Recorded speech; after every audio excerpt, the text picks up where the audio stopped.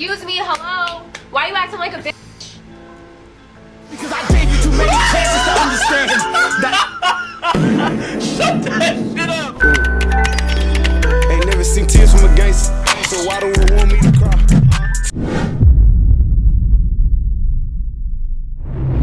The corniest rapper alive, Dax. This is so sad to see because I remember when it was that era when Joyner Lucas and this nigga right here were literally breaking the internet with they like songs and all that. Like, I remember that, bro. I don't know what road he's going down now, but it's not the same. Like, his music is not the same. I was more into Joyner Lucas than him. I definitely heard a couple songs back then that were actually good, but then I fell off of them. But now when I see some of the clips of some of his songs now with his music videos, it's just like, I don't know what happened. About to go ahead and see what's going on, and let's dive right in. In a world where your every move is documented online, attempting to retain any kind of perfectly polished image is difficult to say the least, especially in an industry such as music, where your value isn't only counted in currency, but how cool you are believed to be by the masses. Within the social media dominated landscape where everything is filed for everyone to see, what is that? Within the social media dominated landscape where everything is this nigga has a milk dud as a head. Out for everyone to see. Even some of the artists deemed to be the coolest in the world have slipped up too. Sometimes literally. But how do you try to gather and sustain an audience when most of the hip-hop fanbase have always thought you were a lame? Because if there's any problem that has plagued the Canadian rapper known to the world as Dax for his entire career, it's this one. As try as he might, he spent more time being a punchline in the genre than anything close to being treated as a serious artist. And then he said he would beat me in a boxing match. KSI. I'm cut from a different cloth. This is a circus act, monkey. This is all you need. I'll give you one of those. Yeah, I knew this was delusional, so I just left it. I mean, you guys gotta remember, this is the same guy that said he was gonna win a Grammy and an Oscar in the same year. So he's clearly not alright in the head. Or maybe he's just extremely optimistic. But hey, prove me wrong, Dax. Yet through it all, he'd keep going regardless, amassing a unique fan base and millions of views. The only problem is it's hard to tell whether most of those clicks are coming from supporters or from people who've just Bro, what's up with this clown face paint situation that he got going on here? come aboard to mock him. I seen this dude's videos everywhere, and I'm not gonna lie, this nigga is funny as fuck. Like, his laugh contagious. I needed somewhere to keep my sticks. I didn't want my family.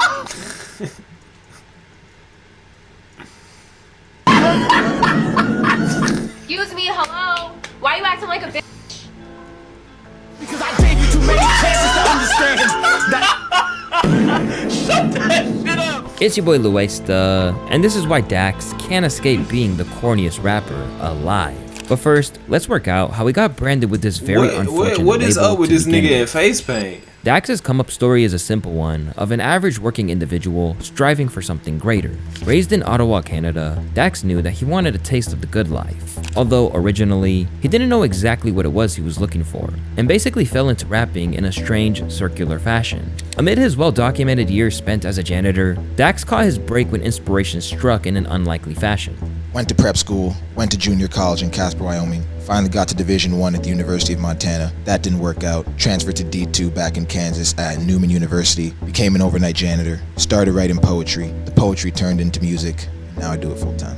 After doing several remixes of popular tracks, the release of a US election-themed remix of Timmy Turner caused a lot of commotion more than anyone could have expected. I'm walking to the mall and designer. 8 years ago is crazy. I remember that remix actually with Timmy Turner vividly.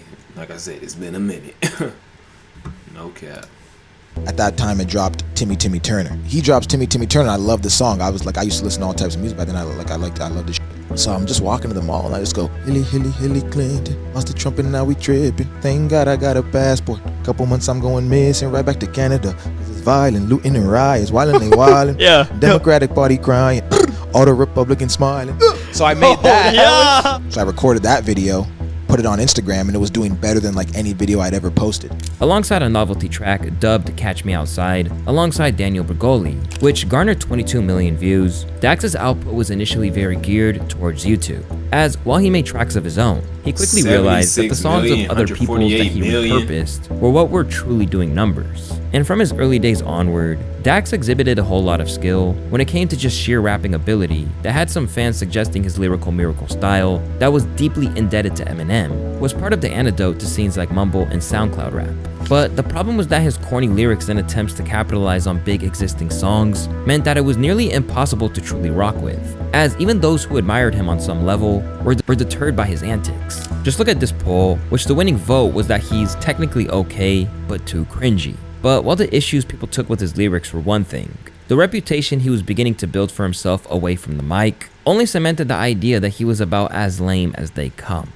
I guess there's Dax, but like I didn't know him. That's it. I mean, but he's a poor man's Hobson, and Hobson is a poor man's Eminem. And so Eminem why is would a poor man's Kendrick. and Eminem's a poor man's I don't Kendrick. think So that, just so you why know. would anyone want to listen to a poor man's poor man? Although the person who really deserved all of the smoke was the guy who said that Eminem was a poor man's Kendrick, these comments about Dax were enough to start beef between the British streamer turned rapper and Dax. Following a diss track aimed at KSI between him and Quadeca, things progressed to the point that it looked like it was going to come to blows. And it's fair to say that the plans to box KSI didn't help, particularly because of how he acted like he was ready to throw hands. When am I fighting KSI? Right now, it looks like it's either going to be right before my tour or right after my tour. You know, obviously to go on tour, I signed a contract and I'm being paid thousands of dollars, so I gotta check in with them to make sure just like what are the stipulations, because obviously get a concussion is not something you can do before a 55 show tour across all of America.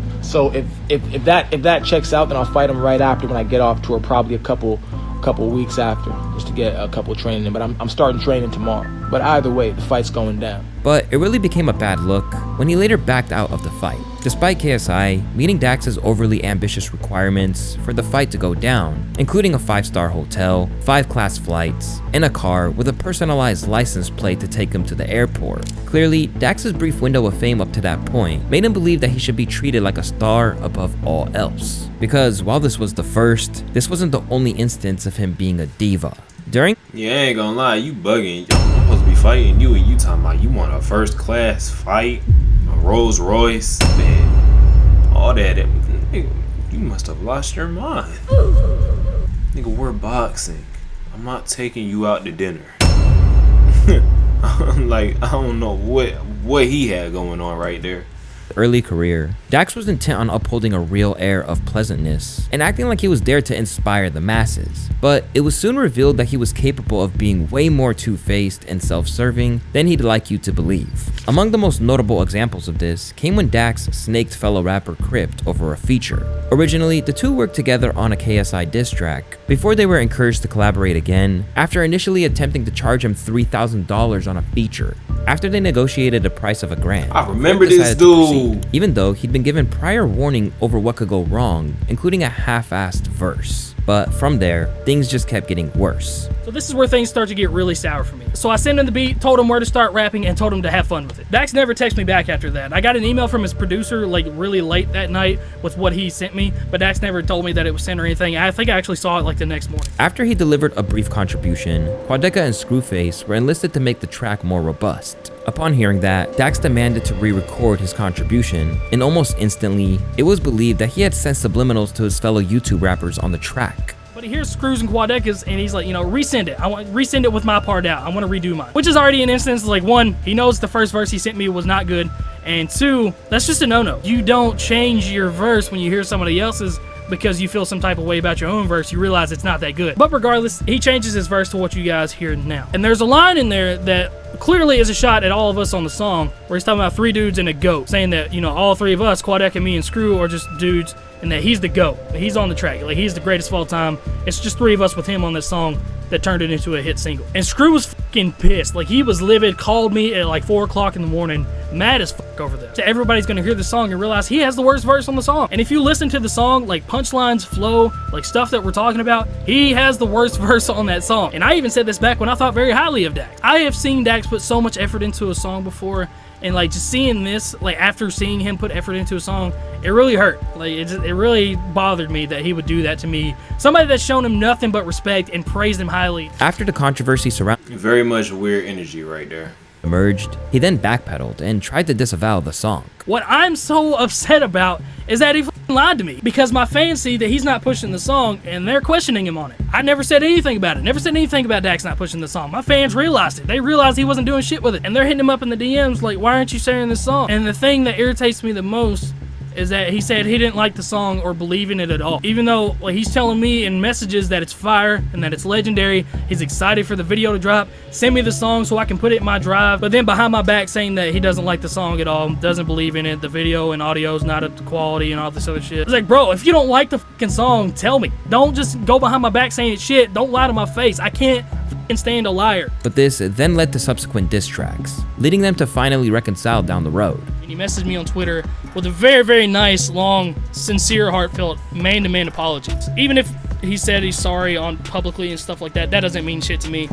But if you say it to me in person where nobody else can see your games, you're not putting on a show for anybody else, that's when it feels genuine to me. But this was far from the only instance where he was accused of being a conniving scam artist. From the start, the set price was not given. They intentionally told Dario to pay through PayPal. So not only did you half-ass the verse, but then you're scamming on top of that. It seemed like this video about to change my whole perspective on Dax. Friends and family, knowing he wouldn't be able to get purchase protection, wouldn't give the down payment back even though it was not specified that it was non-refundable, pressured him with saying his friends were wrong and that this may be the biggest feature he ever gets, refused to drive less than an hour to sign a contract which was desperately needed at this point, and then tried to get Dario to pay $2,000 without a contract to sign a contract. On top of flagrantly dipping after taking a fee for a track, there were also claims he'd stolen a song from the deceased Lil Peep. The story goes that a rapper named Blaine had... Yeah, can I call you back real quick? I'm recording. Yeah, you can. No.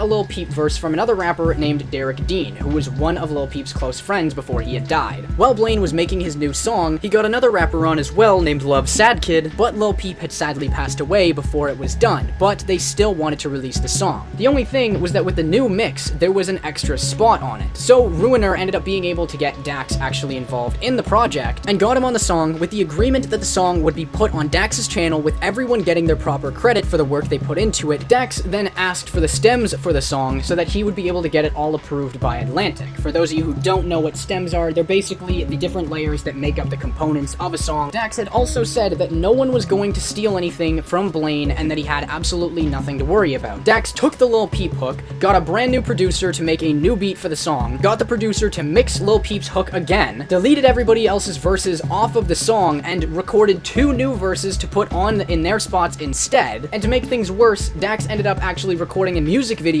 for the new version of the song, and where Peep's verses were, he stole footage from Lil Peep's photographer and used those. Now, stealing a track from an up-and-coming artist like Blaine by taking the... I would never expect, like, this level of goofiness, honestly, because that's what it is. It's goofy. I'm just gonna be straight up.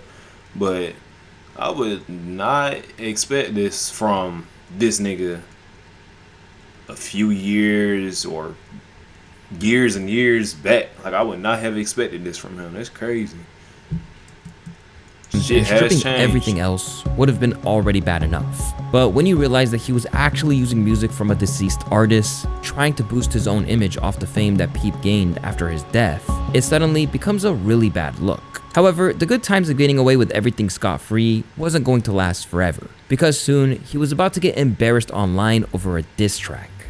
Released back in January 2019, Dax unveiled I'm Not Joyner or Don Q in response to his countryman Tory Lanez claiming that he was the hardest rapper out. For the most part, Dax kept it rap and didn't veer towards any personal territory. But for the hot-headed Tory, it wasn't enough. So he decided to catch up with him and made Dax apologize in front of the entire world. I remember this. Come here, shit, or this shit's not gonna end, man. Or this is not gonna end. Apologize, bro. Apologize, bro. Or you know what's going on. Apologize, my Apologize. I got you, bro. Apologize. Got you, man. Say sorry. My bad for the Say sorry. Sorry, G. All right, bet. I got you. And when Lanez was asked why he ran That's crazy, bro. on him like this, he claims he did it purely because he could. Why'd you post the video? Because you did post the video. Why did you? Posted a video of him saying, I'm sorry. Because I felt like, at the end of the day, this is funny to me. Because now my adrenaline's high. I just seen you run down the street. This is now funny to me. And now this is entertaining. And this is the prize of my entertainment. Nah, he wanted to break this nigga's ego so bad. Thought that you had it, just you still had it, but you just weren't that guy in front of my face. So I found it wild and amusing. Although opinion was split on whether Tory's behavior was embarrassing in itself, Dax claimed it wasn't corny whatsoever and said that his restraint showed a better way. My thing is, why did you apologize on camera? First of all, let me say this, my G. What me and Tory Lanez did last night is the biggest revolution in hip hop history. We've totally revolutionized the game. What? See, things don't need to end in brutality and fatality. It set a standard for 2019 that things don't need to end poorly. You know, people want to get back home to their families. He did what he had to do. I did what I had to do. Made it back to my family. I'm good. I have no animosity towards. This nigga made you apologize on camera in front of thousands of people. There is nothing revolutionary about that at all. Him or anybody, you don't have to let your pride get the best of you in a compromising situation. Let it lead to your parents living longer than you. In isolation, that one statement might have actually yielded him some goodwill. Instead, Dax basically made a whole press run out of it, as at the end of the day, this was... Nah, honestly, if we being real and looking past that and actually looking at it, I think that's a cover-up. Closest he'd ever been to an artist who had charted. Thing pulls up. Now I'm running. Boom, boom, boom, boom, boom. Dudes run after me. Boom, boom, boom. I'm on the floor at one point. I'm like, this is not that serious. I calmed down like crazy. And then like everyone else calmed down. Yeah, I was like, dog, over a diss track? I was like, bro, I'm trying to go home, bro. He's like, Dax, come in. I'm like, dog, bro, I'm hungry, dog. Yeah. And then I walk to the car, and that's when you see me on the car, like tired as shit. Just like, I've always told myself, like, I'm never gonna let social media make me make dumb decisions. But even with the notoriety the situation presented, it did nothing to get him closer to his goals of winning Grammys, Oscars, and every other award imaginable. All it bought him was his reputation as the corniest rapper alive being almost cemented. Nah, I can't. Nah, I just can't. It's like, come on, bro, this is corny. Ain't this the guy that said sorry to Tory Lanez or something? Amid all the damage he'd taken, it's truly surprising that Dax managed to keep it pushing and didn't fade into obscurity. It appears that no matter what you throw at Dax, he'll find a way to perverse through the hate, as at this point, even those who see him as a laughingstock had to give him credit for conjuring up an audience. Dax, let's see what his Spotify listeners are saying. He said he was gonna make it at this point. I'm pretty sure he said he was gonna make it in the music industry by now. 2 million, 2.1 million. That yeah, you know what? Fair play. I don't know if that's made it. I guess maybe for you. Besides that, Dax isn't completely oblivious to how the world views him, even referencing it on tracks like the next Rap God 2, while also claiming that he's amongst the best there is. They say I say nothing, that I'm corny and outdated. If I rapped in the 90s, I'd probably be famous. As well as claiming the industry's sick, Dax is the vaccine. Top 5 in this bitch, at least the past 3. But no matter how hard he tries, nobody's backing this diss track, except for people who don't really listen to rap in the first place. Dax makes music for white people that have never encountered a black person in real life. What makes matters worse is how he's vying for his hero Slim Shady's attention to the point that it was cringe-inducing. See, look, the difference between him and Joyner Lucas at the time, he's begging for Eminem's attention. Joyner Lucas just received it. You know what I'm saying? Never asked for it. This plea at the end of a music video. Dear Eminem, you never called, so I made this. Hit me up.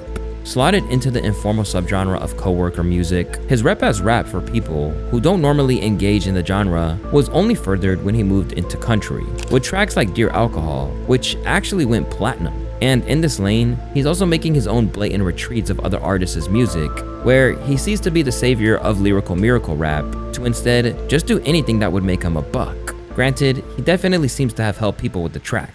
I want to even talk about Dear Alcohol and Depression, because those two songs, I know a lot of people, I was scrolling through the comments, it resonated with me, but it resonated with a lot of people on YouTube too. You're really helping people out there, man. Yeah, there's been a lot of stories that people have been sending me because of Dear Alcohol. So yeah, I've heard a lot of stories, a lot of people getting the lyrics tattooed. It's crazy. Alcohol is really, and it's glamorized too. So it's really a problem that I think society really sweeps under the rug. So yeah, I've received a lot of heartwarming messages. But now, he seems to be trying to replicate that with cynical calls to action, with captions like, "Can anyone relate?" even if he doesn't actually spell it correctly. Seeking to carve out a niche as the voice of the disenfranchised, he's took this a step further by working on music alongside MAGA rappers such as Tom MacDonald, with his need to cater to this niche prompting one infamous line in a track where he forgave white people for slavery on behalf of black people. If you have a favorable view of Dax, then maybe he is truly trying to bridge gaps and educate. He may be pandering or exploiting these nuanced issues for his own gain. Yeah, for me, it's all about the words. I write songs that are about things I've been through, that I'm trying to avoid, manifest, or that I've seen. So a lot of mental health things, And for his biggest naysayers, these attempts to be profound landing flat are a crucial part of his corniness. I think the biggest thing with a lot of coworker music is that they're trying to be too deep, but it's extremely not personal. Listening to someone like Dax sing about their struggles has the same vibe as the rich kid in middle school doing an essay on poverty. In the midst of struggling to move beyond his corny label, his near constant promotion of a 5-year-old song known as Joker really isn't helping.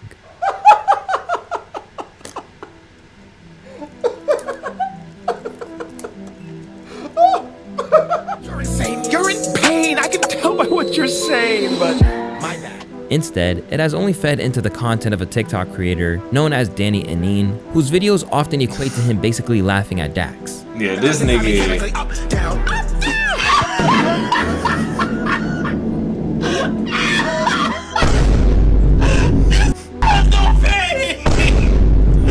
It's the fact that this guy blew up off of literally laughing at this man. Bro, we live in a crazy world, man. Have no feelings, or maybe you think I'm fucking weak and now is this doing white lady? Maybe you think I'm just cheating.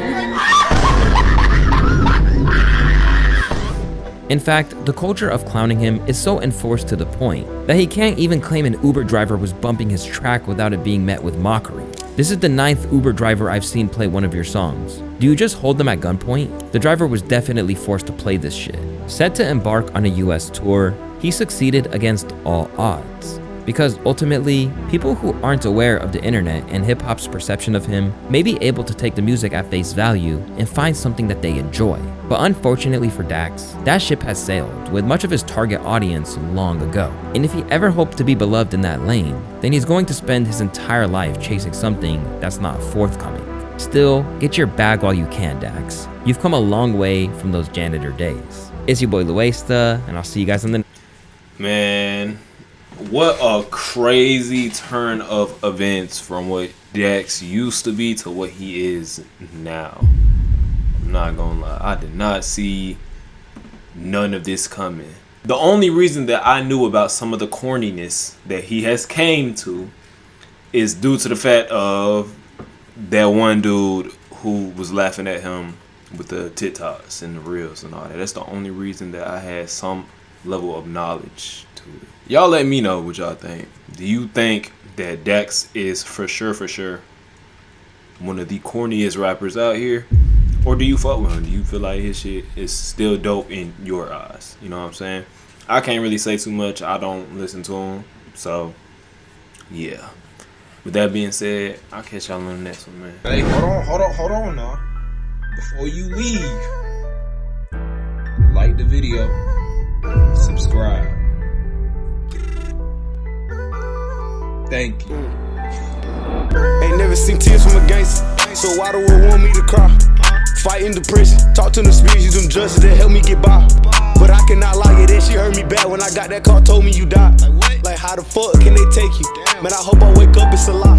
Couldn't walk to that hearse, cause I remember the words and I remember the look in your eyes.